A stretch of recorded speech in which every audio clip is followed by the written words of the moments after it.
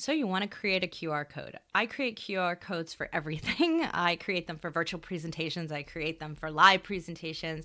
I create them for sales documents. Sometimes we put things when we are going to events and we have something on the table and we want people to scan. We put them on banners, tablecloths. There's all kinds of places where you might want a QR code.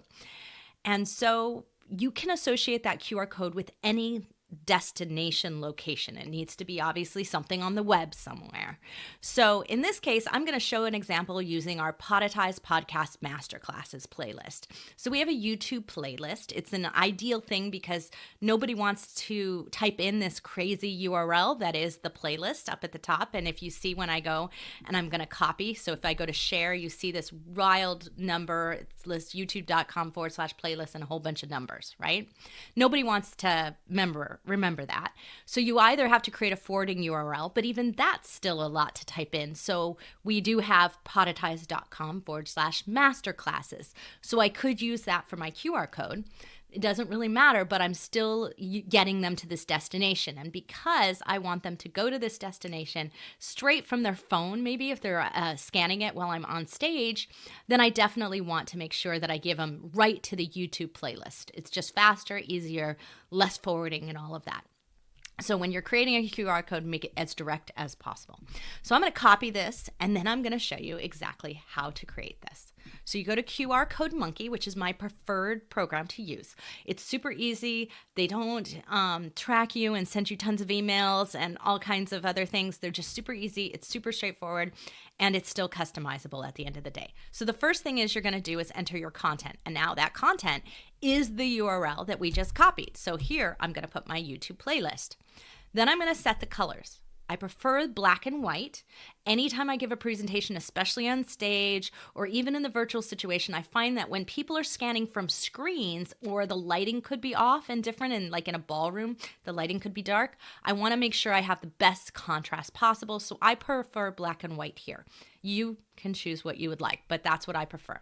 Then I'm going to add my logo because I want to add my company logo. Now you could do that if I was sending this because it is a YouTube playlist. I could use the YouTube logo in the center of it. So if I click on that, it will add it to the center. But instead, I'm going to upload an image of my file. This is our Podetize bug. I've already made it black and white so that it goes right in line with everything else that's going to be there.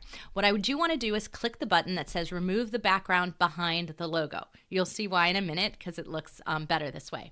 And then you can customize the design. You can decide to get fancy and use dots, or you can use circles. I like to use the circles on the side and the circles for the dots because it kind of goes along with our Podetize theme and our circle bug logo, right? So it goes along lines with that. But I don't really like to use dots here when I'm doing it on stage. So I really use a much thicker, broader body shape. You could use one with rounded edges though. That would be okay. And so I'm going to show you what that looks like here. But I like the rounded corners rather than the square corners because it just fits our logo. Totally up to you what you want to do. Then you're going to go over here and you're going to scroll the bar to the highest quality possible. And in this case, it's 2000 by 2000 pixels. It's going to give you a bigger image, but when you shrink it down, it's going to work really well. And you want to have it as large as possible because it makes it easier to scan. And so the higher the resolution, the better the scanning is going to be. Now I'm going to click Create QR Code. It takes a minute or two for it to pop up, but you can see there it is with the Podetize logo in the center and the circles on the outside. And if you don't like something, go ahead and make an adjustment and change it. And you have 4 options for how to download it. You can download it like a PNG, an SVG, a PDF, or an EPS. Because I'm going to put it in a presentation and I want it to take up as little space as possible, I'm going to download it as a PNG. And I click download. It gives you an ad while you're running it, which is totally fair because I used it for free, right? And it runs it and it says your QR code is being generated. Please do not close. And then it downloads automatically to my computer and it's ready to go. And I drop it into a QR code folder. I rename it, of course, so that I know exactly where it's going.